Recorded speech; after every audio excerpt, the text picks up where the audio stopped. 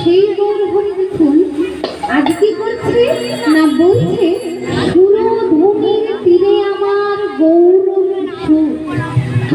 সুরধ্বনি কি বাবা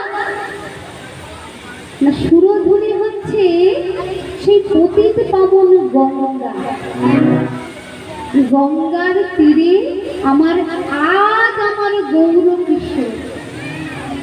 ভাব নয়নে দর্শন করা পদকার তিনি ভাবযোগ্য নয়নে দর্শন করেছেন আর বলছেন সুরধ্বনির তীরে আজই। কেন আজই বললেন?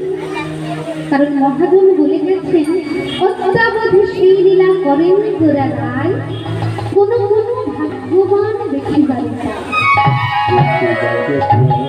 ভগবান আজও লীলা করে চলেছেন কিন্তু দেখার মতন নয়ন লাগবে বাবা। তাই তিনি আজও লীলা